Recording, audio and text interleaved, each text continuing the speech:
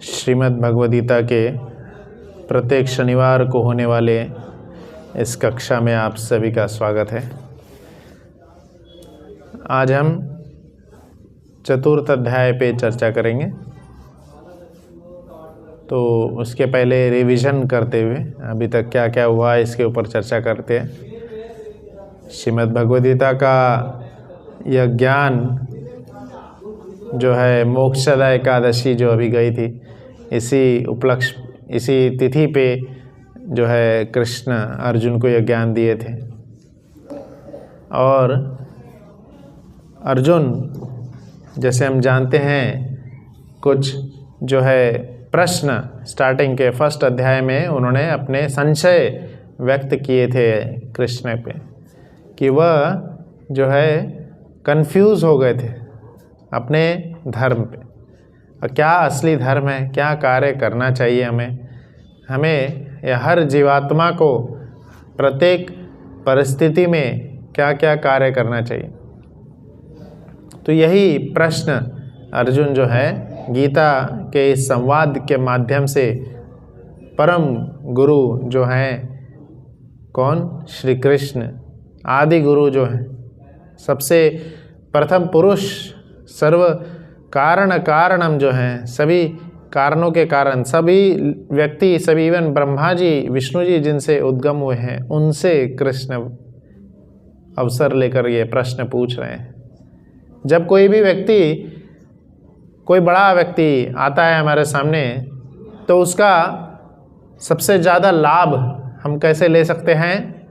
उसका संग करके, उसके पास जो ज्ञान है। बड़ा व्यक्ति मतलब कैसे होता है? ज्ञान से बड़ा हो सकता है, उम्र से बड़ा हो सकता है, पैसों से बड़ा हो सकता है, पावर से, फेम से बड़ा हो सकता है। तो इन सब चीज़ों में बड़ा हो सकता है। अब इन सब चीज़ों में जो है सबसे अच्छी चीज़ जो है ज्ञान है। वह भी अगर दिव्य आध्यात्मिक ज्ञान हो तो वो और बेहतर होता है। तो बाकी चीज़ तो लोग देते भी नहीं। एक व्यक्ति ने पूछा कि पैसा बड़ा है कि ज्ञान? तुम्हें अगर कोई पैसा देगा या ज्ञान देगा, तुम क्या लोगे? तो आइडियल तो आंसर वही है, बट वो बोला कि पैसा तो बड़ा है पर ज्ञान से ज़्यादा बड़ा नहीं है, ऐसा वो बोला। क्योंकि ज्ञान सब लोग देते रहते, पैसा कोई नहीं देता, मैं तो पैसा ले लूँगा, ऐसा वो बोला। एक संत थे, उन्होंने बोले नहीं, हम पूरे वैरागी हैं, हम कोई पैसा नहीं छूते हैं, हम एकदम पैसे से दूर रहते हैं। श्रील प्रभुपाद जी के पास वो ऐसा उनके शिष्यों ने बताया कि ऐसा एक संत बोल रहे हैं, तो श्रील प्रभुपाद जी बोले नहीं, उल्टा छापो, मेरा ऐसा छापो, मैं सब पैसा लेता हूँ, सब ऐसे लाखों का नोट रखो, मैं ऐसे गले लगा के रखूँ। क्यों? क्योंकि ये जो है एनर्जी है, यह लक्ष्मी है, वो किसकी सेवा में लगनी चाहिए? विष्णु के, कृष्ण के। एक भी रुपया, प्रभुपाद जी तो बोलते थे, make $1 billion every day and spend $1 billion every day. रोज़ करोड़ों कमाओ और रोज़ करोड़ खर्च करो, एक भी खुद के लिए नहीं। जब हम खुद के स्वार्थ के लिए एक पैसा तक खर्च नहीं करके पूर्ण रूप से सिर्फ और सिर्फ कृष्ण को समर्पित करते हुए सब कुछ वैसा खर्च करेंगे, तो कृष्ण जो है वो तो लखपति है, लक्ष्मीपति है, तो देने में कोई कसर नहीं छोड़ेगी। पर जहाँ स्वार्थ बीच में आ जाता है, तो फिर वहाँ भगवान उतना ही देते हैं जितना कि उस व्यक्ति को ज़रूरत है। ज़रूरत के हिसाब से, ना कि नीड के हिसाब, नीड जो है, ना कि ग्रीड के हिसाब से नहीं, नीड के हिसाब से कृष्ण देते रहते, और समय समय पे जिस समय जिसकी जितने की ज़रूरत पड़ेगी।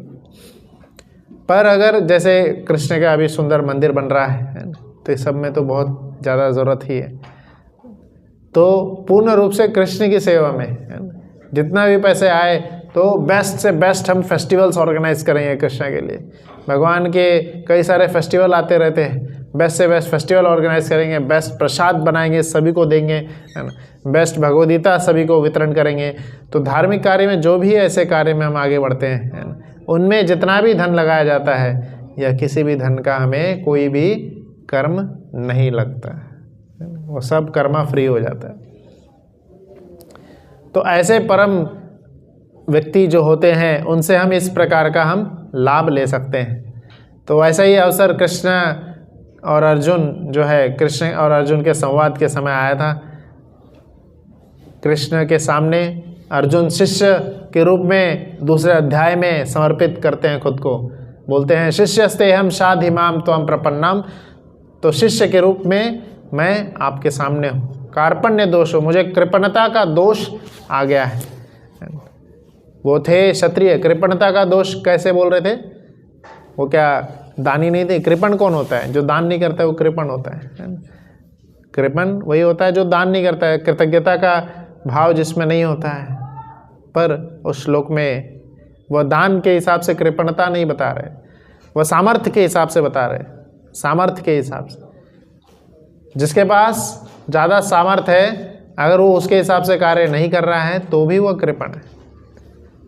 जैसे कोई बहुत शक्तिशाली है, आजकल जिम में जाते हैं लोग, है ना, जिम में बॉडी बनाते हैं, ट्राइसेप बाइसेप, है ना, पर ऐसे जिम में जाने वाले व्यक्ति के सामने अत्याचार हो रहा है और वो शांति से देख रहा है, तो फिर क्या हो गया?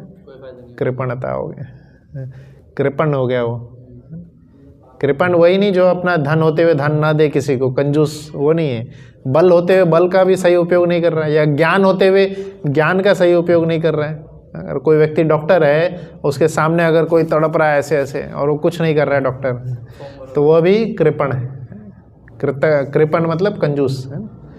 तो वही कृपणता का दोष अर्जुन बोल रहे हैं कि मुझे भी कृपणता का दोष आ गया है। क्षत्रिय हूँ मैं, मेरा धर्म है युद्ध करना, पर मैं इन कारणों से युद्ध नहीं कर पा रहा हूँ, कन्फ्यूज हो गया हूँ। 5 कारण बताए पहले अध्याय में, है ना। कंपैशन, करुणावश युद्ध नहीं कर रहे थे, करुणा उनको सता रही थी। दूसरा क्या बताते हैं? 5 कारण थे, याद है? फिर उनको रिलेटिव्स का भय आने लगा, इनको मारने से मुझे पाप लगेगा, पाप का भय, दूसरा कारण। और फिर तीसरा कारण कि वह जो पाप का भय, हाँ,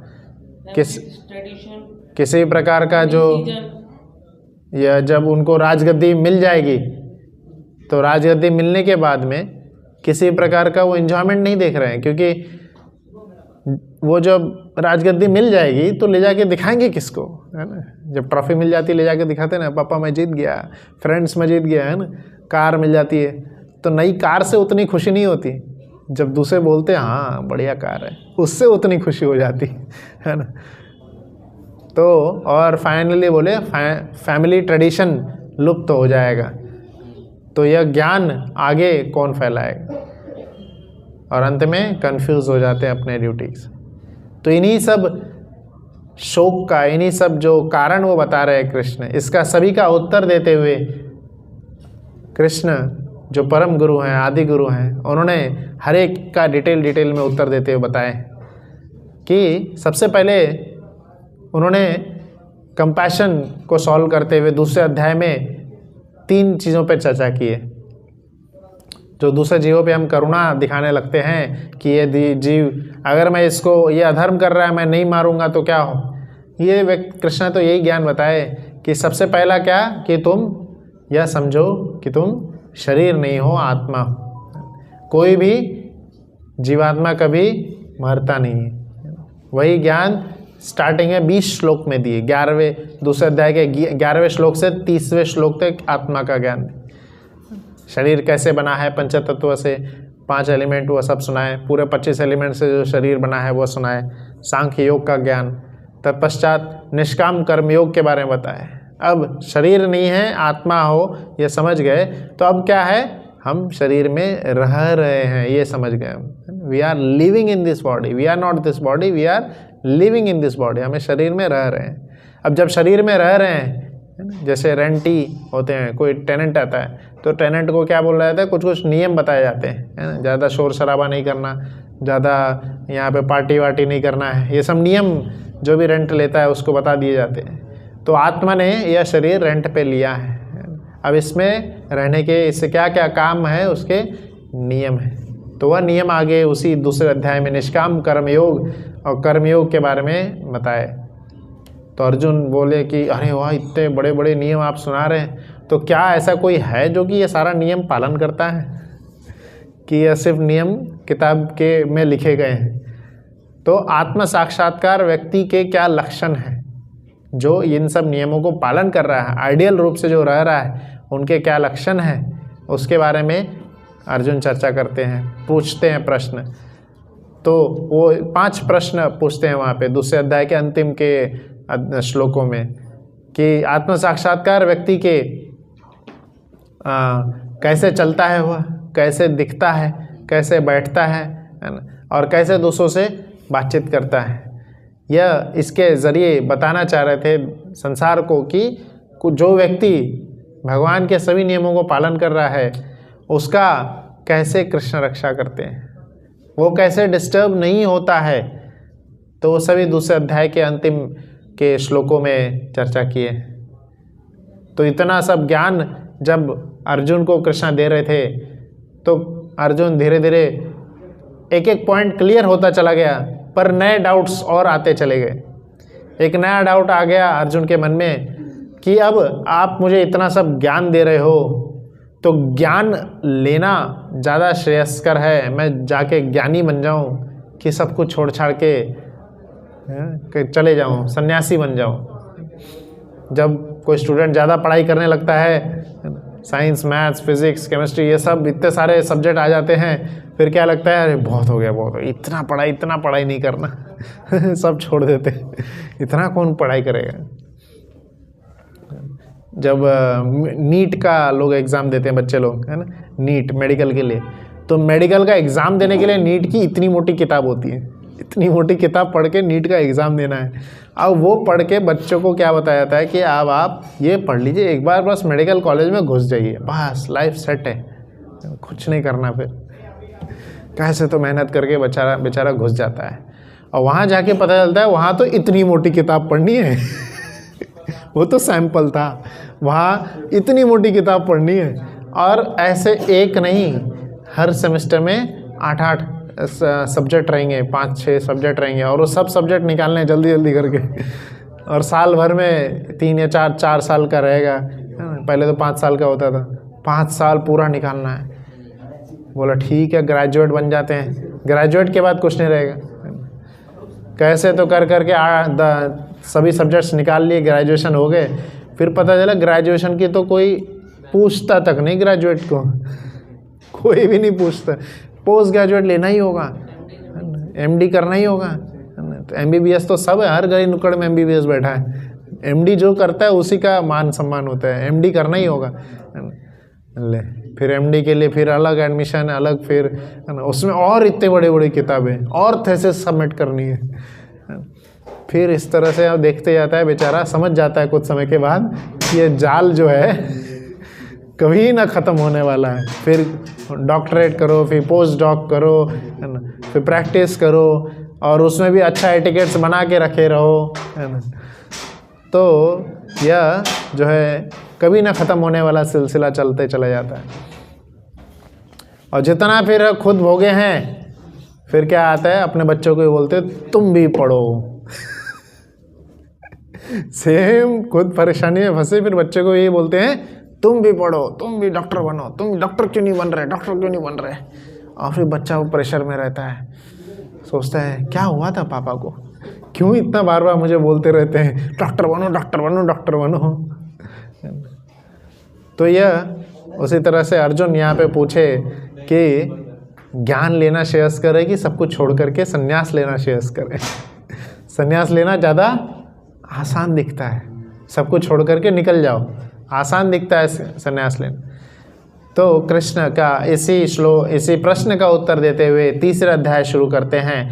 तीसरे अध्याय के स्टार्टिंग के लगभग 13 श्लोक तक में ज्ञान यही देते हैं कृष्ण कि संन्यास लेना तो ठीक है, अच्छी बात है, पर समय से लेना चाहिए, समय आने पर लेना चाहिए। उससे पूर्व अगर ले लेंगे तो वह क्या होता है, वह आप या ढोंगी कहलाएंगे, मिथ्याचार कहलाएंगे। जब तक उस लेवल के आप परिपक्व नहीं हो जाते हैं, उसके पहले अगर ले लेंगे संन्यास तो वह मिथ्याचार कहलाएंगे। कृष्ण बताते हैं 3 अध्याय के स्टार्टिंग के श्लोक में, मिथ्याचारी कौन है, कौन है? बोलते हैं हर एक जीवात्मा को स्वधर्म, खुद के धर्म में लगना चाहिए, खुद का जो उसका धर्म है वही पालन करना चाहिए, खुद का जो उसका एक्टिविटीज़ है वही करना चाहिए, इवन दूसरे के कार्य में भी नहीं आना चाहिए।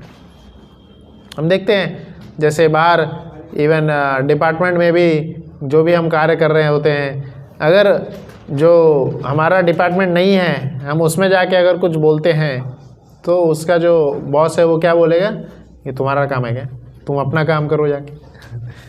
तो ये सब जगह होता है। कृष्ण भी वही भगवद गीता के 3 अध्याय के 13वें श्लोक में वही बोले हैं कि क्या है, आप अपने काम में लगे, जो आपका स्वधर्म है स्वधर्म में लगे, उसी में आप सक्सेसफुल होंगे। दूसरे इसमें लगेंगे, वो क्यूरियोसिटी एक अलग चीज़ है, क्यूरियोसिटी ठीक है बट इंटरप्शन नहीं करना है। क्यूरियोसिटी ऐसा करे कि वो क्यूरियोसिटी के हद तक ही रहे, इंटरप्शन में नहीं जाना है, फिर वो क्या होगा, हमें भी नुकसान होगा और समाज को भी नुकसान होगा।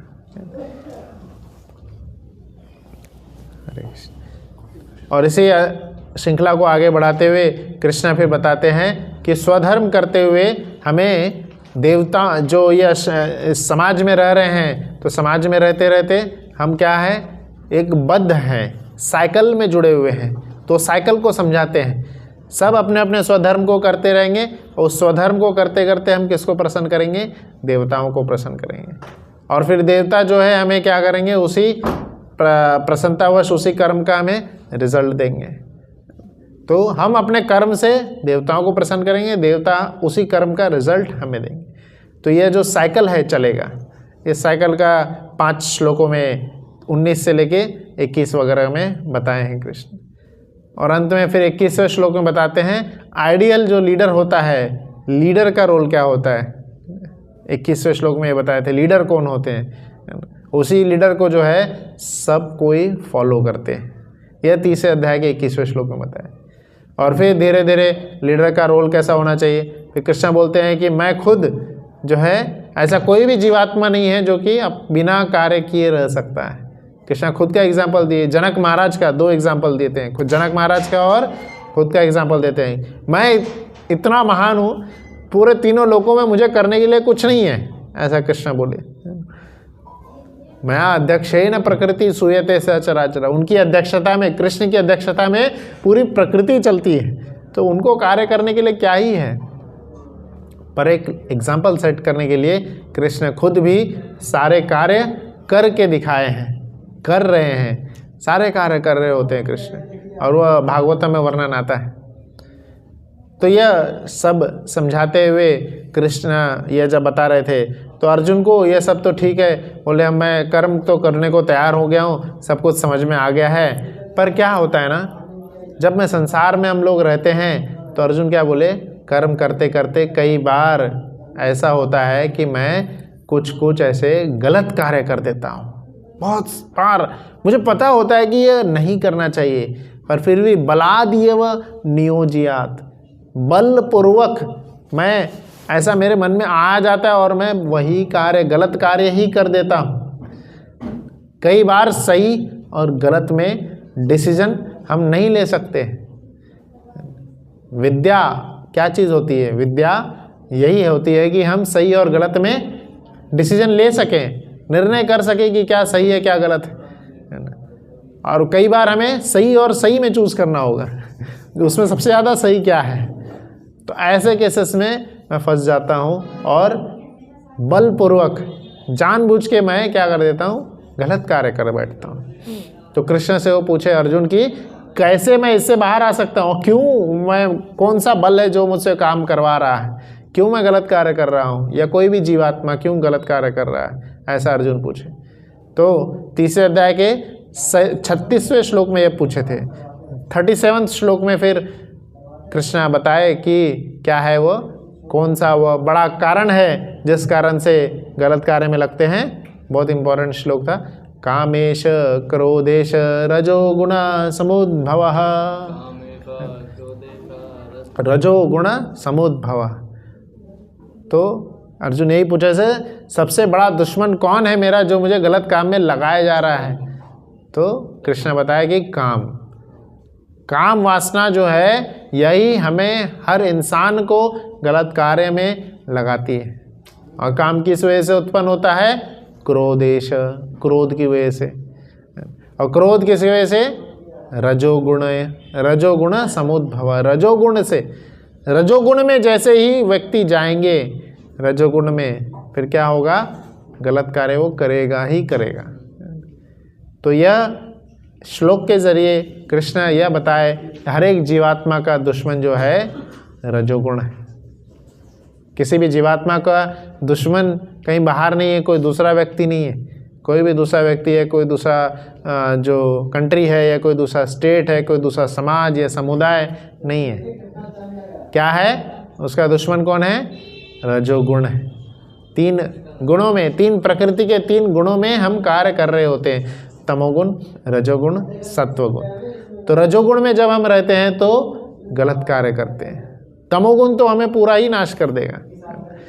फिर धीरे धीरे क्या करना है? सत्वगुण में आगे बढ़ना है। और सत्वगुण, रजोगुण, तमोगुण के क्या क्या लक्षण हैं, कैसे कार्य होने चाहिए, वह कृष्ण आगे के अध्यायों में क्लियर करेंगे।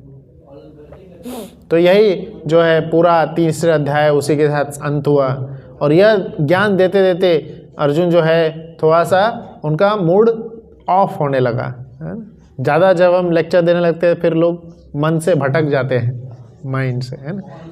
जैसे एक जगह पे फिजिकली प्रेजेंट रहना एक चीज़ है और मेंटली प्रेजेंट रहना भी एक अलग चीज़ है। मेंटल प्रेजेंस कैसे ऑफ हो जाता है? जब कंटिन्यूसली एक चीज़ चल रही होती है, कंटिन्यूसली एक ही चीज़ चल रही होती है। तो फिर ये आप देखे होंगे गाड़ी चलाते चलाते भी कहीं और खो जाते हैं, और फिर पता है गड्ढा आ गया साइड करो।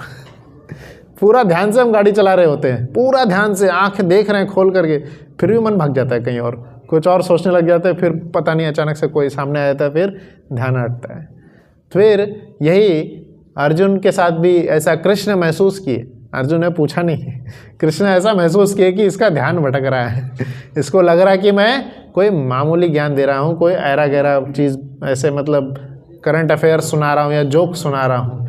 तो कृष्ण इस ज्ञान का, गीता के ज्ञान का इम्पोर्टेंस बताते हुए, इसका कितना ज़्यादा महत्व है यह बताते हुए 4था अध्याय शुरू करते हैं। 4थे अध्याय के प्रथम श्लोक में बताया कि हे अर्जुन, ध्यान से सुनो, यह ज्ञान जो है बहुत ज़्यादा ज़रूरी है। यह ज्ञान ऐसा नहीं है कि अभी अभी मैं अपना याद कर रट्टा मार के आया हूँ, तुम्हें अभी सुना रहा हूँ। यह ज्ञान मैंने सूर्यदेव को भी दिया था, सूर्यदेव विवस्वान। तो इसी बात पे हमने पिछले हफ्ते चर्चा भी किए थे कि जिस प्रकार से इस धरती पे कई सारे लोग रहते हैं, क्यों? क्योंकि हमारे पंचतत्व, हमारा शरीर जो पंचतत्व से बना है उसमें अर्थ का कॉन्सेंट्रेशन ज़्यादा है। हम पानी में जाके स्विमिंग नहीं कर सकते ज़्यादा देर, क्योंकि पानी नहीं है हमारे शरीर में, कम है। बोलते हैं 75% वाटर है, पर स्विमिंग नहीं कर सकते हैं। हमारा पंचतत्व से जो हमारा शरीर बना है उसमें अर्थ का कॉन्सेंट्रेशन ज़्यादा है, यहीं रह सकते हैं हम। तो उसी तरह से इसी कॉन्सेप्ट के हिसाब से कोई तो जीवात्मा ऐसे होंगे जिनमें क्या होगा? फायर का कॉन्सेंट्रेशन, अग्नि का कॉन्सेंट्रेशन, उनका शरीर ही अग्नि से बना है। ऐसे सभी जीवात्मा कहाँ रहते हैं? सूर्य प्लैनेट पर रहते हैं। और उन्हीं सब जीवात्माओं में से सूर्य, कोई एक सूर्य के एक जो है अधिष्ठाता देव है, सूर्य देव, उनका नाम है विवस्वान। और उनको कृष्ण ने यह ज्ञान दिए थे। 4थे अध्याय के प्रथम श्लोक में बता रहा है, एवं विवस्वते योगम प्रोक्तावान अहम अव्ययम विवस्वान मनवे प्राहा मनुर इक्ष्वाकु अब्रवीत। तो इसमें बताए कि कृष्ण क्या बोल रहे हैं कि मैंने यह ज्ञान, यह दिव्य ज्ञान, बहुत इंपॉर्टेंट ज्ञान है ये, है ना। यह सूर्य देव को मैंने यह ज्ञान दिया था। सूर्य, आज हम देखते हैं सूर्य के बिना हमारा तो एग्जिस्टेंस ही नहीं है। हम हर घर में एक एक रूम, हर रूम में एक एक बल्ब लगाते हैं, भगवान ने पूरी पृथ्वी के लिए एक बल्ब सेट कर दिए वो बल्ब ऑन हो जाता है, पूरी पृथ्वी को लाइट देता है। तो हम अनु हैं, हम छोटे छोटे कार्य करते हैं, भगवान विभु हैं। भगवान पूरे पृथ्वी पे एक बल्ब लगा दिए हैं और रात में एक नाइट बल्ब भी लगा दिए। तो वह जो सूर्यदेव हैं उसकी चर्चा कर रहे हैं कृष्ण। उनको कौन है सूर्यदेव, भगवद गीता से देखिए पता चलता है। बाहर के दूसरे पंथ में क्या बताया जाता है, बस तुम्हें हेवन में जाना है। तो हेवन तो दूर है, यहाँ पे एक एक प्लैनेट पे कौन कौन रहता है उसकी जानकारी हमारे शास्त्र में है ना। We should be proud of our Bhagavad Gita. तो सूर्यदेव का नाम क्या है, विवस्वान, याद रखना है। फिर विवस्वान ने यह ज्ञान परंपरा आगे चलाते हुए किसको दिया, मनु को। विवस्वान मनवे प्राहा, विवस्वान ने मनु को दिया। और मनु कौन थे, मनु जो है इस पृथ्वी के प्रथम पुरुष जो हैं वही। तो उन्हीं वही जो है, जैसे हम संस्कृत कृष्ण इसमें सुने, क्रिश्चियन में बोलते एडम एंड ईव, है ना। तो वो इसी का ट्रांसलेटेड वर्शन है ना, जो है मनु।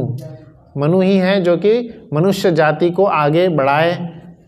मैथुनी जो जो संसार है ये चालू किए, और मनु, और फिर उससे मनुष्य को कौन सी नियम कानून पालन करने हैं, मनु संहिता में उन्होंने पूरा बताए।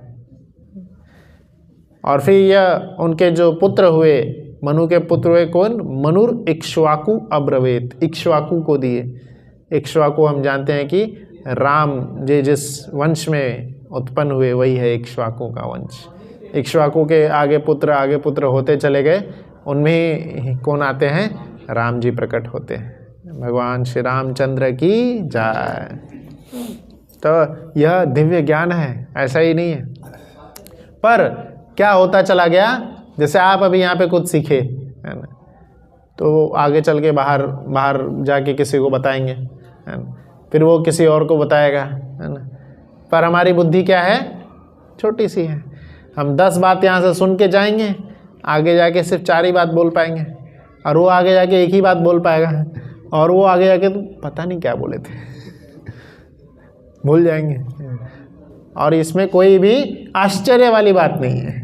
कृष्ण खुद ही श्लोक में सिर, अगले 4 अध्याय के दूसरे श्लोक में सिर पीट के बोल रहे हैं, क्या हो गया, मैंने तो इतना अच्छा बताया सबको, पर क्या हो गया, एवं परंपरा प्राप्तम इमं राजर्षयो विदुः सकालेने महता योगो नष्ट परंतपः। अर्जुन को बोल रहे हैं, अर्जुन तुम प्रतापी राजा हो। अर्जुन को यहाँ पे जो परंतपः या शब्द आया है वो प्रतापी राजा को बोला जाता है। तुम परंतप हो। परंतप जो हर दिशाओं में, सभी दिशाओं में जो विजयी हुआ है उसको परंतप बोला जाता है।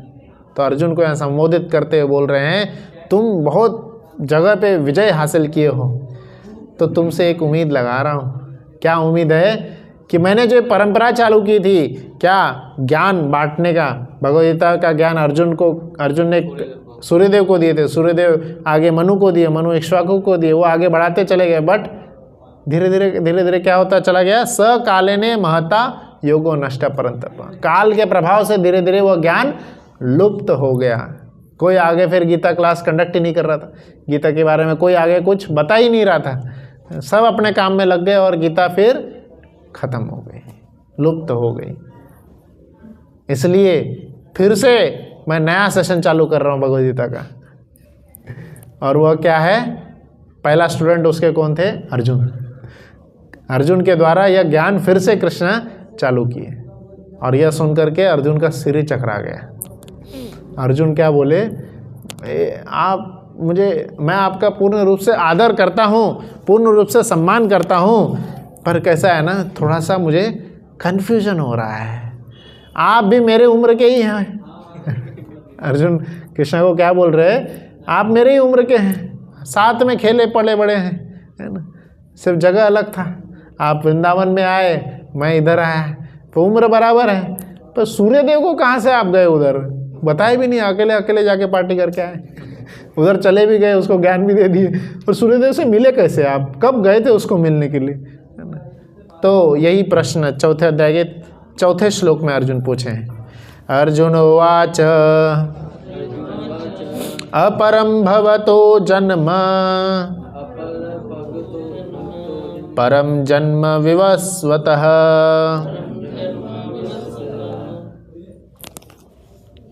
कथम एतत् बीजानियम त्वम आदौ प्रोक्तवानिति।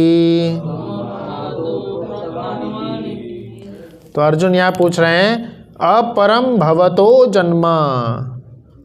कोई इसका तात्पर्य पढ़िए, अनुवाद जो है श्लोक का अनुवाद लिखा हुआ है, पढ़िए। अर्जुन ने कहा, सूर्यदेव विवस्वान आपसे पहले हो चुके ज्येष्ठ है, तो फिर मैं कैसे समझूं कि प्रारंभ में भी आपने उन्हें इस विद्या का उपदेश दिया था। हाँ, अर्जुन बहुत सभ्य रूप से पूछे कि सूर्यदेव तो बहुत ही ज्येष्ठ हैं, बहुत ही बड़े हैं, तो मैं कैसे समझूं कि आपने उनको ज्ञान दिए, है ना। बहुत ही नम्रतापूर्वक अर्जुन यह प्रश्न पूछ रहे हैं थे कि आप थोड़ा बताइए कि कैसे आपने सूर्यदेव को ज्ञान दिए थे, मतलब व्हाट्सएप किए कि मैसेज किए कि लिख के भेजे, कैसे ज्ञान दिए सूर्यदेव को, क्या टेक्नोलॉजी है, सूर्यदेव को कैसे बातचीत करना है।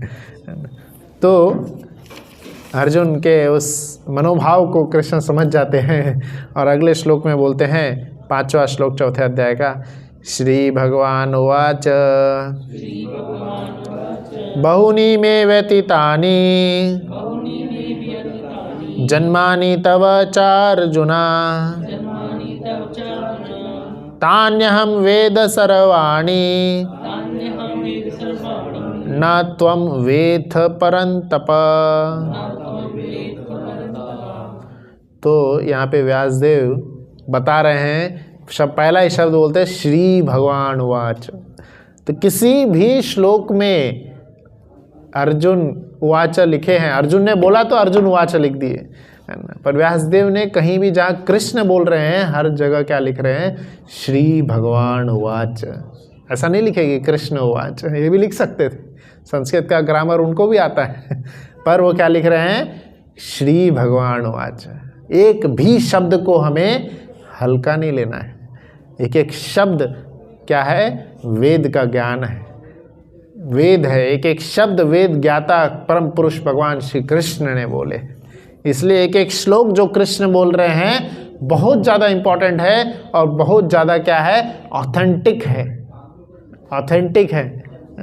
उनकी बात कभी भी असत्य नहीं हो सकती, विश्वास करना ही होगा, करना ही होगा। जैसे अभी लाइट गई हुई थी, तो इलेक्ट्रिशियन आता है, कुछ ठीक कर रहा है, आपके भी घर में कभी इलेक्ट्रिशियन आया होगा, है ना। तो इलेक्ट्रिशियन बोल के आता है, कभी भी गलती से इस वायर को नहीं छूना, बोलता है, कोई एक वायर दिखा देता है, इस वायर को छुओगे तो ऐसा प्रॉब्लम हो जाए। तो हम उसकी बात को, हालांकि इलेक्ट्रिशियन क्या है, 10वीं फेल है, कुछ नहीं जानता है ना, बट वो उस फील्ड में माहिर है, तो हम उसकी बात को क्या है, पत्थर की लकीर ले लेते हैं, हम गलती से भी उस वायर को नहीं छूते हैं, है ना। तो जो उस फील्ड में माहिर है, हम उसके बात को क्या एकदम कंठस्थ कर लेते हैं। तो यहाँ पे क्या बता रहे कृष्ण, ये जो भी नॉलेज देंगे, है ना, वो पूरा रूप से ऑथेंटिक है। इसलिए इसी बात को हर बार स्ट्रेस देने के लिए जो वेद व्यास जी हैं जिन्होंने लिखे हैं, वो क्या हर बार जब भी कृष्ण कोई भी चीज़ बोलेंगे वो क्या बोल रहे हैं, श्री भगवान उवाच। बहुत इंपॉर्टेंट है, परम भगवान श्री कृष्ण ये बोल रहे हैं। तो क्या बोले, अर्जुन ने क्या पूछे थे कि कैसे मैं मान लूँ कि आपने सूर्यदेव को यह ज्ञान दिए थे, क्या सबूत है क्या सबूत है कि आपने, कोर्ट में सब कुछ सबूत मांगा जाता है। तो कृष्ण क्या बोले, कुछ कुछ बातें सबूत के द्वारा नहीं दिखाई जा सकती क्यों नहीं दिखाई जा सकती, क्योंकि तुम अभी हुए हो। बहुनी में व्यतीतानि जन्मानि, बहुनी में व्यतीतानि जन्मानि, ऐसे अनेकों जन्म हुए हैं। ये ज्ञान जो है शरीर का नहीं, आत्मा के लेवल का ज्ञान है, आत्मा ने कई सारे शरीर धारण कर चुके हैं, तुम्हारा भी बहुत सारा जन्म हो चुका है, मुझे मेरा भी बहुत सारा जन्म हो चुका है। पर क्या होता है, कोई भी जीवात्मा, सभी जीवात्मा क्या है, मृत्यु के पश्चात शरीर बदलते हैं, नया शरीर प्राप्त हो जाता है। जैसे ही नया शरीर प्राप्त हो जाता है, पिछले शरीर का ज्ञान लुप्त हो जाता है, खत्म हो जाता है। पर कृष्ण कभी शरीर नहीं बदलते।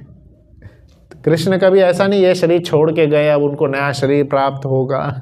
कृष्ण कृष्ण है, उनका शरीर जो है सच्चिदानंद है, वो दिव्य है। तो ये भौतिक नियमों से बंधे हुए नहीं है। तो वही कृष्ण यहाँ बोल रहे हैं कि तुम्हारे तथा मेरे अनेकानेक जन्म हो चुके हैं, मुझे तो उन सब का स्मरण है, किंतु हे परंतप तुम्हें उनका स्मरण नहीं रह सकता। मुझे तो सभी जन्मों का स्मरण है, मैंने शरीर बदला ही नहीं, मुझे सब कुछ याद है। पर तुम्हें याद नहीं है, क्योंकि तुम शरीर बदलते रहते हो, हर पल हम बदलते रहते हैं शरीर। तो यही जो डिफरेंस है कृष्ण बता रहे हैं हर एक जीवात्मा और भगवान में। भगवान हमारा भूत, वर्तमान और भविष्य सब जानते हैं। सिर्फ हमारा ही नहीं, सभी का भूत, वर्तमान, भविष्य सब जानते हैं। एक बहुत सुंदर सी घटना आती है। कृष्ण अपने सखाओं के साथ में ऐसे ही जंगल में खेल रहे थे। यह कहाँ की बात है? द्वारका की बात है। द्वारका नगरी में कृष्ण ऐसे ही खेल रहे थे, और उस द्वारका नगरी में खेलते खेलते, अपने सखा के साथ खेलते खेलते, उनका गेंद से खेल रहे थे। तो गेंद से खेलते खेलते क्या हुआ, वह गेंद कुएं में गिर गया, कुएं में जाके गिर गया। जब कुएं में गिर गया तो वो गए उधर कुएं से निकालने के लिए, और कुएं में एक बहुत बड़ा सा सांप था उधर, है ना, सांप था नहीं, छिपकली था कुएं में, बहुत बड़ी सी छिपकली थी उधर। तो कृष्ण उस छिपकली को देखकर, बाकी सभी ग्वाल बाल इतनी बड़ी छिपकली को देख करके जो है डर गए थे। सभी वहाँ पे जो फ्रेंड्स थे, इतनी बड़ी छिपकली आई है, क्या है, कैसे, डर गए। और वो छिपकली जो है तो उससे पूछते हैं कृष्ण उससे पूछे, सभी को दिखाने के, सभी को बताने के लिए कि कौन हो तुम, कौन हो, क्यों इतना इस छिपकली के रूप में, इतने बड़े छिपकली के रूप में कैसे हो। तो कृष्ण को वह जो छिपकली है मनुष्य आवाज़ में वो बोलने लगता है कि यह मैं पिछले जन्म में, वो अपने पिछले जन्म की कहानी सुनाते हैं। जो छिपकली है पिछले जन्म की कहानी सुनाता है। वो छिपकली पिछले जन्म में बहुत बड़ा एक राजा था, बहुत दानी था, सभी दान पुण्य के नियम को पालन करता था, हर जगह वो दान करता था, कोई भी अवसर जो है दान का वो छोड़ता नहीं था, बहुत दान किया था। तो ऐसे ही दान करते हुए एक यज्ञ का समय हुआ था, उन्होंने ब्राह्मणों को गाय दान की, और एक ब्राह्मण को उन्होंने लगभग लाखों गाय दान कर दिए। उनके पास कई गाय थे, है ना, उस दिन दान कर दिए। पर गाय क्या होती है, गाय आप गांव वगैरह साइड में जाएंगे तो लोग जैसे धान उत्पन्न होता है तो कैसे करते हैं, बुलक कार्ट में जाते हैं धान को शहर में बेचने के लिए, है ना।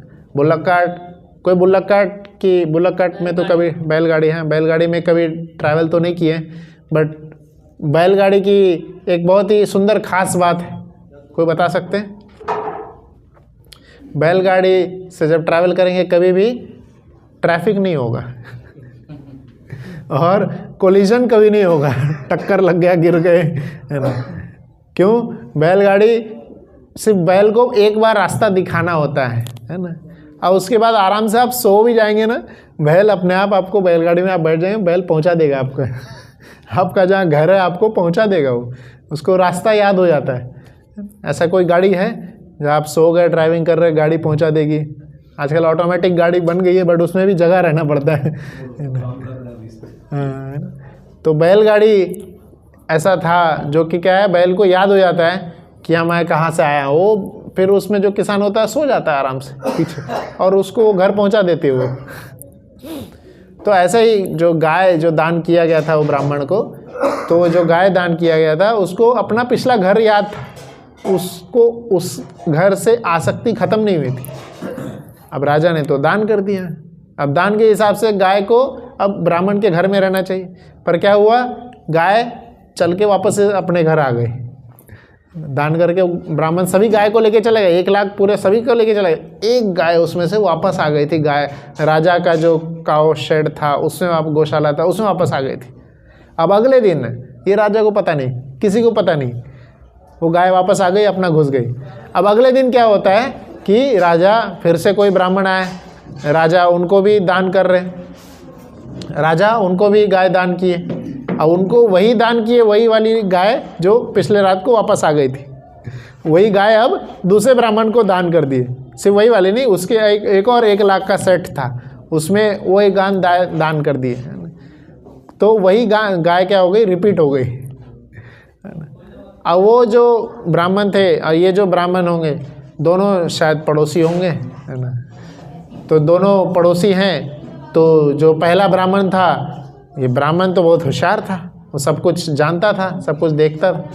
तो उसको याद आ गया, अरे ये वाली गाय तो मेरी थी, इस गाय को तो राजा ने मुझे दान किए थे, इस गाय को राजा ने मुझे दान किए थे, ये कौन है, ये उसके पास कैसे चली गई, है ना। ये बंद कर दीजिए, ये बंद कर, स्विच ऑफ कर दीजिए। तो ये वो राजा के पास जाके बोलने लगा कि ये तो मुझे दान किए थे, ये तो मुझे दान किए थे। और राजा जो है उसके पास गाय वो ब्राह्मण दोनों आपस में पहले लड़ने लगे, ये मेरी गाय है, बोल रहा है कि राजा ने मुझे दान किए, वो भी बोल रहा है राजा ने मुझे दान किए। अब दोनों गाय को लेकर के दोनों ब्राह्मण राजा के पास चले गए। राजा बोल रहा ठीक है, माफ़ करिए, मैं आपको इस गाय के बदले 1 लाख और गाय दे देता हूँ, है ना। कोई तो एक झुक जाओ, दे दो, तुम इसको दे दो, तुम उसको दे दो, तुम्हें 1 लाख और दे देता हूँ इसके बदले, है ना। दोनों में से कोई झुकने को तैयार नहीं, दोनों ब्राह्मणों में से कोई झुकने को तैयार नहीं, और दोनों भी क्या हो गए, नाराज होके चले गए। ऐसा कई समय गुजर गया। उसके बाद भी राजा अपनी ज़िंदगी जीने लगा, कई आगे भी कोई बहुत सारे दान पुण्य करने लगा। ऐसी राजा की लाइफ कट गई, है ना। फिर जब राजा शरीर छोड़ा आगे चल के, तब यमराज ने बोले कि तुम्हारे, ये वो तो बहुत खुश था, तो यमराज उसको एंड में बोलते हैं तुम्हारी आपकी लाइफ तो मरने के उपरांत जब यमदूत उधर गए, बोले तो आपकी लाइफ तो बहुत ही अच्छी है, बहुत दान पुण्य किए हैं आपने, बहुत पुण्य से भरी हुई लाइफ है आपकी, बट एक पाप छोटा सा रह गया है। क्या है, ब्राह्मण जो थे वो 2 ब्राह्मण जो है खुश नहीं हुए, वो संतुष्ट नहीं हुए, है ना, उनका अपराध आपको लगा है। तो क्या अपराध है, कुछ समय आपको छिपकली के शरीर में रहना होगा। और वही छिपकली थे जो यहाँ कृष्ण के संपर्क में आए थे। कृष्ण और छिपकली ये पूरी कहानी सुना रहे थे, और कृष्ण ने फिर उनको तार दिए, वो गए फिर अपने लोग, है ना। तो यही बोले थे कृष्ण का दर्शन होगा तो आप चले जाएंगे। तो यह कहानी क्यों सुना रहे थे कि कृष्ण जो है भूत, वर्तमान और भविष्य सब जानते हैं। कृष्ण तो जानते ही थे, बस क्यों सुना रहे थे, ताकि सब लोग भी इस चीज़ को जाने। और यही उससे निष्कर्ष निकलता है कि किसी भी प्रकार का दान या किसी भी प्रकार का पुण्य हम करने जाएंगे, इस संसार में क्या होगा, हमसे कुछ न तो कुछ हर बार गलती होती रहेगी, कुछ न तो कुछ गलती होगी, है ना। और इससे हम कभी भी बच नहीं सकते हैं, छोटी छोटी गलती हो ही जाएगी, कोई नहीं बच सकता है इससे, है ना, क्योंकि मनुष्य है, गलती तो होगी। तो इसका जो है उत्तर क्या है, रिजल्ट क्या है, हम कैसे इससे बचेंगे, है ना, वह क्या है, जब तक हम हरिनाम में नहीं लगेंगे, कृष्ण की प्रसन्नता के लिए नहीं करेंगे, एक दूसरे की प्रसन्नता के लिए करते रहेंगे, तो यह क्या होगा, हमेशा गलती होगी, गलती में फंसते चले जाएंगे। पर कृष्ण की प्रसन्नता के लिए, भगवान की प्रसन्नता के लिए, विष्णु की प्रसन्नता के लिए जब कोई कार्य करेंगे, तब किसी प्रकार की गलती का कोई भी क्या है, चांस नहीं है। जो भी कर्म होगा वह कृष्ण ले लेते हैं, कृष्ण स्वीकार कर लेते हैं, है ना। कृष्ण की प्रसन्नता के लिए कृष्ण ने बोला युधिष्ठिर को, जाओ तुम बोलो, क्या है, अश्वत्थामा मारा गया, झूठ बोलने को बोले, बट वो सही था, क्योंकि किसने बोल रहा, परम व्यक्ति जो है, परम वेद के जो ज्ञाता है, वह बोलने को बोल रहे हैं, है ना। अब वैसे भी जो है गलत नहीं था, भीम ने मार ही दिया था अश्वत्थामा नाम के हाथी को, तो अश्वत्थामा हतः यह बोलना था। तो धर्म वही है जो कृष्ण बोल रहे हैं, धर्म वही है जो कृष्ण बोल रहे हैं। कृष्ण के सिवाय और कुछ भी धर्म नहीं है। अर्जुन यही पूछ रहा था भगवद गीता में कि क्या इन सबको मारना अधर्म नहीं होगा? तो कृष्ण अर्जुन को क्या बोले, इन सबको छोड़ना अधर्म होगा, इन सबको छोड़ना अधर्म होगा, इन सबको मारना तो धर्म है। जैसे पुलिस को चोर को छोड़ना अधर्म होता है कि चोर को मारना अधर्म होता है। तो इसलिए ये इसी एग्जाम्पल से समझाया जा रहा है। तो इसलिए यहाँ पे अर्जुन को कृष्ण बता रहे, तुम्हें भले ही तुम भूल गए होगे तुम पिछले जन्म में क्या थे, पर मैं नहीं भूला हूँ, मुझे सब याद है। पिछले जन्म में मैं जो है यह ज्ञान उनको दिया था। यही इस श्लोक में बताए हैं। और इस श्लोक के तात्पर्य में प्रभुपाद जी बहुत सुंदर रूप से बताए हैं, वेदेषु दुर्लभम आत्म दुर्लभम भक्तो। तो कई सारे अलग अलग शास्त्रों से कृष्ण की जो विराट रूप है कृष्ण का, कृष्ण की जो एग्जिस्टेंस है उसको प्रूव कर रहे हैं कि कैसे कृष्ण जो है पूरे सृष्टि के आदि देव हैं, पूरी सृष्टि के सोर्स हैं वो। कई सारे शास्त्र के से यहाँ पे ब्रह्म संहिता से आदि से यहाँ पे ज्ञान लेकर के बताया जा रहा है। ब्रह्म संहिता का एक बहुत सुंदर सा श्लोक इसके तात्पर्य में प्रभुपाद जी लिखे हैं। आप सब लोग देखिए, पढ़ तो नहीं पाएंगे, मेरे पीछे देखिए। रामादिमूर्तिषु कला नियमेन तिष्ठान नाना अवतार करोमि भुवनेषु किंतु कृष्ण स्वयं संभवत परमः पुमान्यो गोविंदमादि पुरुषम तमहं भजामि। तो ब्रह्मा जी ब्रह्म संहिता में यह पुष्टि कर रहे हैं कि कृष्ण के कई सारे अवतार के कई सारे रूपों में भगवान कई सारे समयों में प्रकट होते रहे हैं।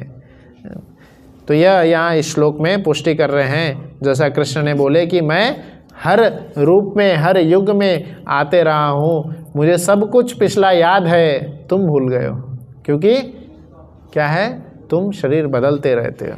यही अगले श्लोक में बताते हैं। अगला श्लोक पढ़े। अजोपि सन्नव्यय आत्मा भूतानाम ईश्वर सन्नपि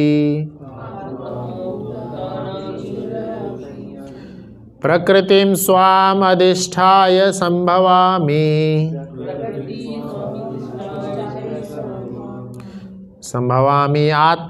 आत्ममायया। तो इसमें बता रहे हैं कृष्ण अपने गुण बता रहे हैं, है ना। अजह कृष्ण है, अजन्मा है। कृष्ण का कभी, पर हम लोग जन्माष्टमी महोत्सव मनाते हैं। कृष्ण अजन्मा है तो जन्माष्टमी कैसे मना रहे हैं? जन्माष्टमी महोत्सव क्या है? कृष्ण का बर्थडे बोलते हैं लोग, है ना। कृष्ण उसी समय प्रकट हुए हैं, है ना। अजह अपि सन्न अव्यय, कृष्ण अव्यय हैं। अव्यय का अर्थ है अविनाशी, कृष्ण कभी नाश नहीं होता है। पर हम देखें हैं कि कृष्ण जो है द्वारका लीला अंत की है, मूसल लीला हुई थी। मूसल लीला मतलब सब एक दूसरे को मारते हुए द्वारका में जो है उनके इस तरह से उनका वाइंड अप हुआ था लीला। द्वारकावासी सब एक दूसरे को वध कर दिए थे मिलकर, और अंत में कृष्ण को भी पैर में लग गया। लोग बोलते हैं जो इतना बड़ा महायुद्ध, कई सारे युद्ध, पूरा कुरुक्षेत्र युद्ध, और बचपन से कई सारे युद्ध खेलते आए कृष्ण, है ना, वो इतने सारे युद्ध में नहीं मारे गए। पैर में एक बाण लगने से पैर पूरा कट भी जाएगा ना तो भी इंसान नहीं मरता। पैर कट भी जाएगा तो भी नहीं मरता। पर ऐसी लीला भगवान ने प्रस्तुत की कि पैर में बाण लगने से मैं क्या कर रहा हूँ, जा रहा हूँ शरीर छोड़ के। कारण तो कई सारे थे, कई सारे कारण थे, कई सारे थे, पर भगवान का मुख्य कारण था कि अब उनकी लीला का यहाँ पे समय खत्म। अब कृष्ण कहीं और सेम लीला प्रस्तुत कर रहे हैं, है ना। जो मूर्ख हैं, जो अज्ञानी हैं, जो भगवान से दूर जाना चाहते हैं, उनको कृष्ण ने क्या कर दिए, बहाना दे दिए। कृष्ण भगवद गीता में क्या बोलते हैं, जो मेरी शरण में जिस भाव से आता है मैं उसको वही भाव से स्वीकार करता हूँ। मुझे अगर कोई मूर्ति मानेगा मैं उसके लिए मूर्ति ही बना रहूँगा।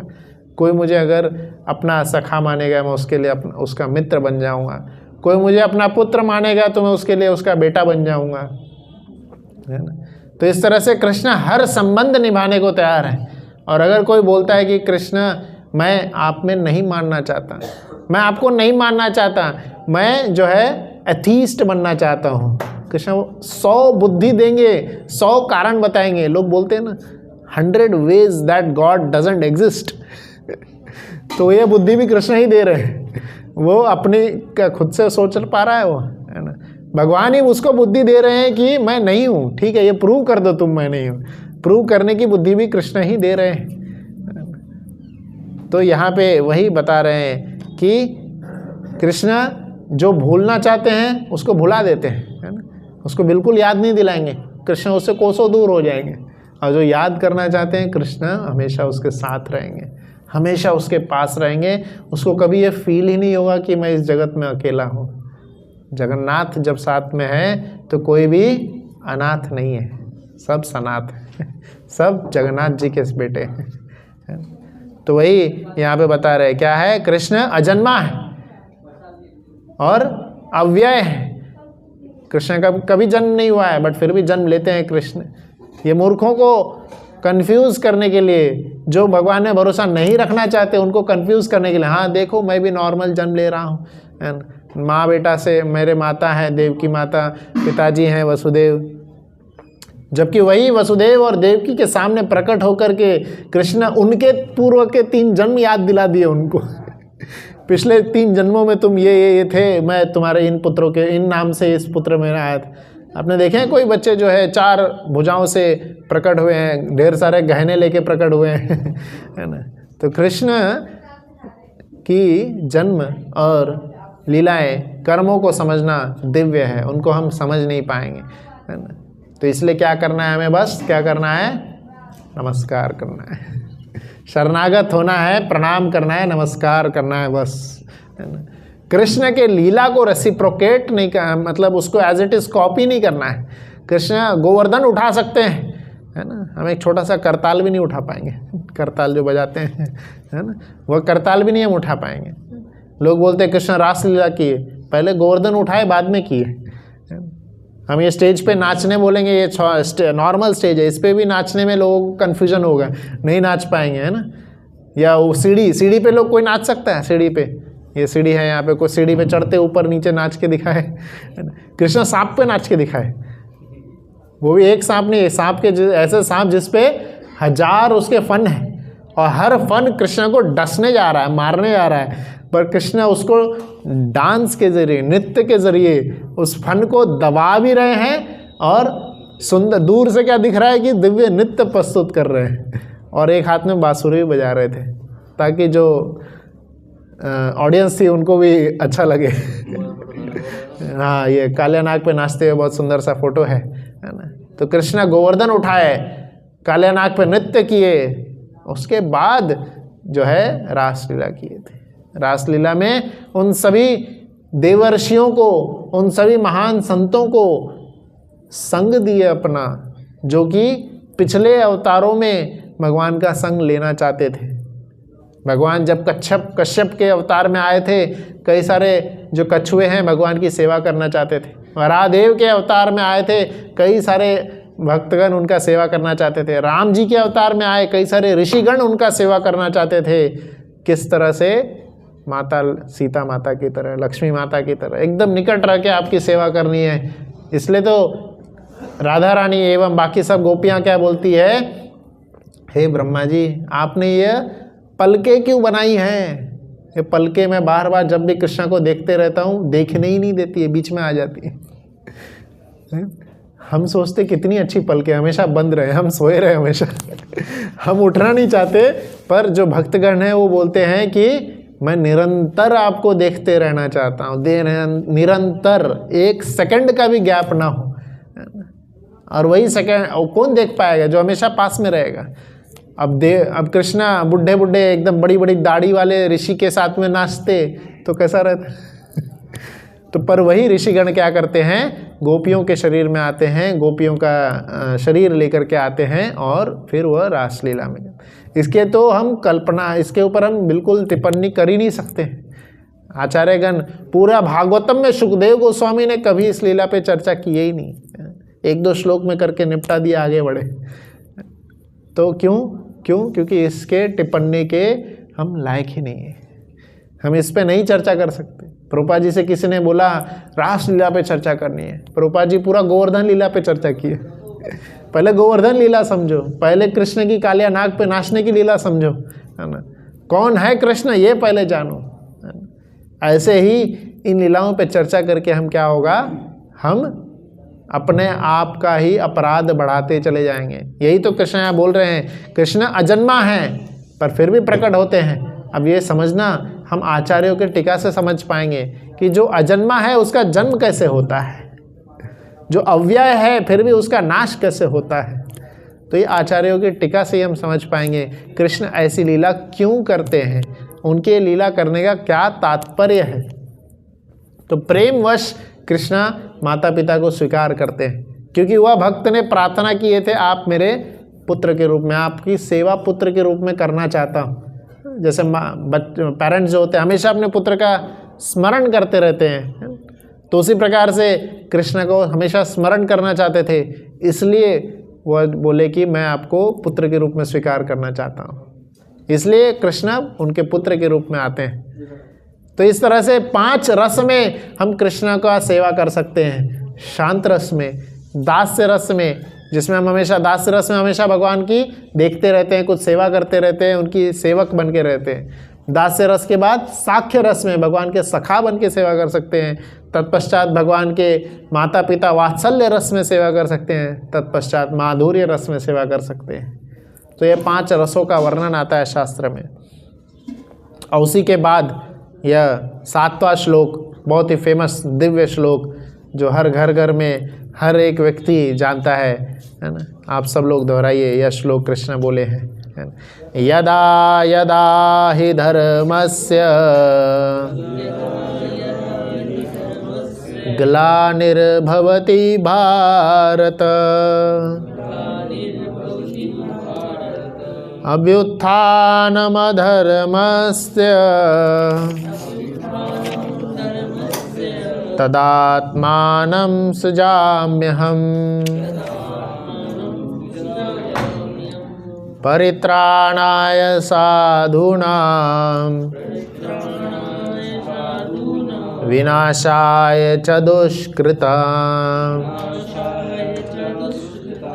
धर्म संस्थापनार्थाय संभवामि युगे युगे। यह 2 श्लोक सब पूरे भारतवर्ष में सब लोग यह श्लोक जानते हैं।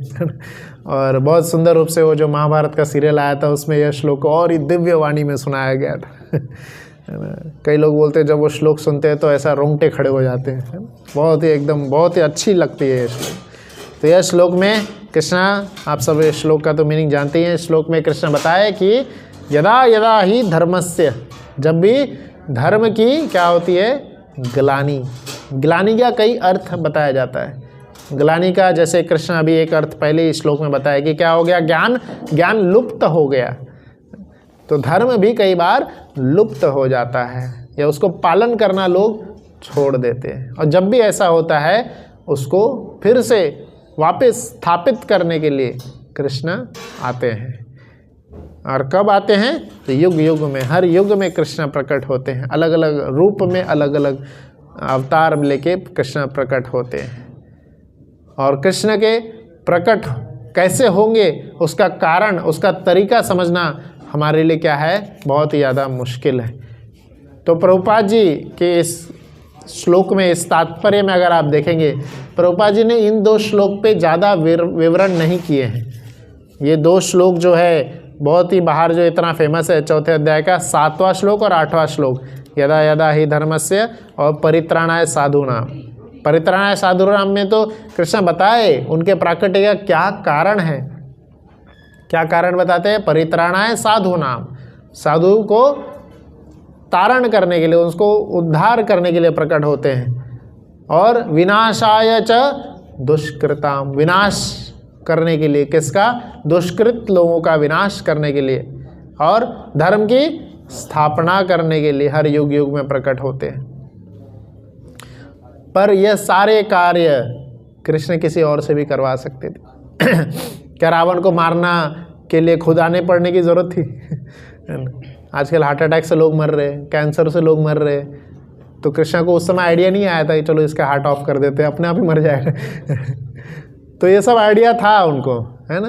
पर आचार्यगण बताते हैं कि मुख्य कारण क्या होता है कि परित्राणाय साधूनाम।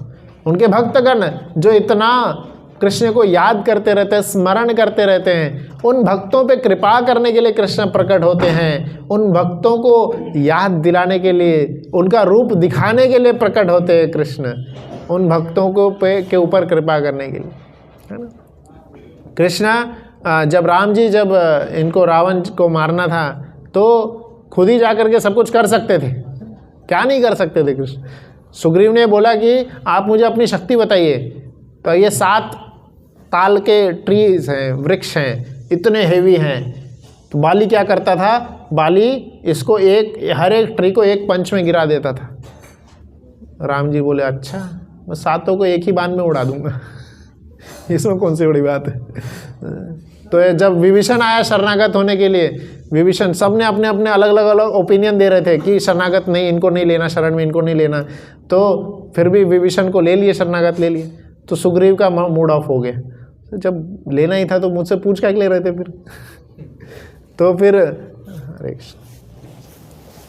सुग्रीव का मूड ऑफ हो गया, क्योंकि विभीषण को शरण में लेना है कि नहीं, यह राम जी जो है सबसे पूछे थे, सबने मना किए थे, पर फिर भी विभीषण को लिए शरण में।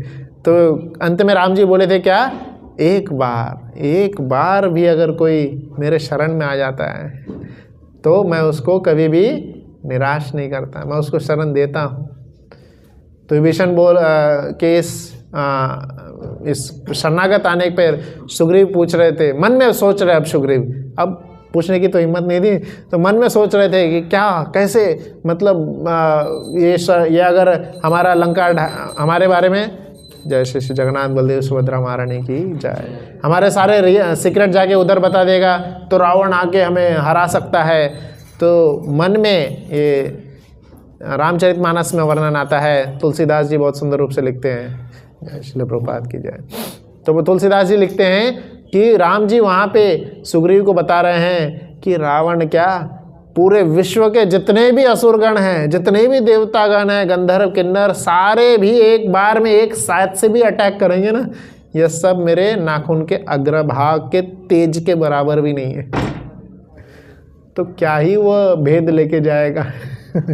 क्या करेगा वो, तो कोई चिंता की बात नहीं। तो इससे हुआ क्या है, सुग्रीव को आश्वासन दिए कि कुछ नहीं होगा, निश्चिंत रहो। तो राम जी पूरा युद्ध जाके लड़ सकते थे, पुल भी बना सकते थे, पर क्यों यह सब हनुमान जी और बाकी सभी वानरगण को बोले, सेवा देने के लिए। तो भगवान क्यों प्रकट होते हैं, क्यों लीला करते हैं, क्यों यहाँ पे सब आकर के इतने सारे कार्य करते हैं, भक्तों को मुख्य कारण है भगवान के प्रकट होने का, भक्तों को सेवा देने के लिए, ताकि भक्त भगवान की सेवा करें और सेवा का लाभ लेकर के भक्ति में आगे बढ़े, अपने अनर्थ को, हमारे हृदय में जो कई सारे अनर्थ हैं उसको नाश करें, उसको धीरे धीरे खत्म करें। यही तात्पर्य हमें तत्व रूप से समझना चाहिए। इसलिए सबसे बड़ा इम्पोर्टेंट श्लोक ये नहीं है कि भगवान आते हैं, जो इस श्लोक में बोला गया। प्रभुपाद जी ने बहुत बड़ा जो तात्पर्य लिखे हैं, कौन सा, अगले श्लोक का। अगला श्लोक बहुत बहुत ज़्यादा इम्पोर्टेंट है, यह याद करके आइएगा। यहाँ इसी श्लोक के साथ हम लोग अंत करेंगे। अगला श्लोक बोलिए मेरे पीछे। जन्म कर्म च मे दिव्यम एवं यो वेति तत्वतः त्यक्त्वा देहं पुनर्जन्म नयति मामिति स अर्जुना। तो चौथे अध्याय का 9वां श्लोक जो है ये बहुत इंपॉर्टेंट है। इसमें बता रहे हैं जन्म कर्म च में दिव्यम, मेरे जन्म और कर्म बहुत ही ज़्यादा दिव्य है। इसको ये कोई नॉर्मल नहीं है। बताया उन्होंने, वो 4 हाथों के साथ में, 4 भुजाओं के साथ में प्रकट हुए, न जन्म दिव्य है, न कर्म दिव्य है ना। कोई नाच सकता है हिलते डुलते स्टेज पे कृष्ण नाच के दिखाए, है ना। छोटे से उंगली के इस हाथ पे पूरा पर्वत उठा के रख रही है, जिसकी परिक्रमा करने में आज 7 घंटे लग जाते हैं, 21 किलोमीटर बड़ी परिक्रमा है। ऐसे कई अनंत दिव्य कार्य किए हैं कृष्ण। तो इसका हमें समझना मुश्किल है, दिव्य है कृष्ण के कार्य। तो क्या है, यो वेति तत्वतः, जो व्यक्ति इस भगवान के इन सब कार्यों को, जन्म के लीलाओं को तत्व रूप से समझ जाएगा, उसके लिए बहुत बड़ा छूट चल रहा है, बहुत बड़ा ऑफर चल रहा है। हम सब लोग परेशान हैं ना इस दुनिया में, हम सब लोग परेशान हैं इस दुनिया में, है ना।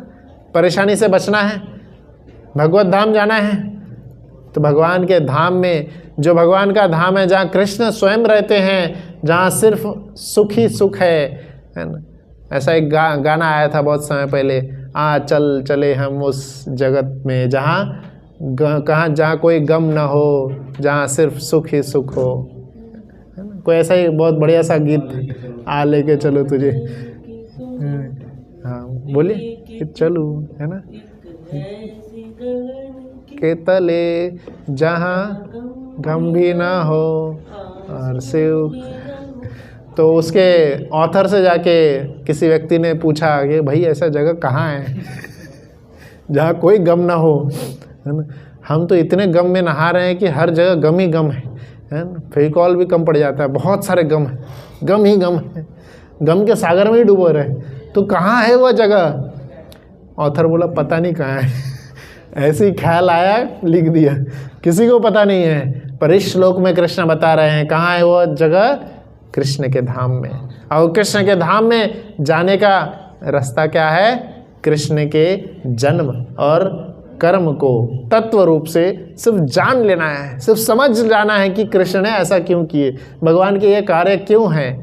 यही कृष्ण लिख रहे हैं, त्यक्त्वा देहम पुनर्जन्म, यह देह त्यागने के बाद में पुनर्जन्म होगा, पर नयति मामिति स अर्जुना, आपका जन्म यहाँ नहीं होगा, मामिति मेरे पास होगा, मेरे धाम में आओगे। अर्जुन को कितना बड़ा, अर्जुन के द्वारा हम सभी समाज को कृष्ण कितना बड़ा ये छूट का मौका दे रहे हैं। भगवत धाम में आना है, मेरे पास आना है, सभी गम से छुटकारा पाना है, तो क्या करना है, सिर्फ एक ही चीज़ करना है, कृष्ण के लीला को समझ जाओ क्या है। कृष्ण कोई मामूली व्यक्ति नहीं है ना। परम भगवान श्री कृष्ण भगवान की जय। तो ऐसे कृष्ण को समझना, उनको शरणागत होना, यही हमारे मनुष्य जीवन का लक्ष्य है। यहीं पे हम अंत करते हैं। किसी का कोई प्रश्न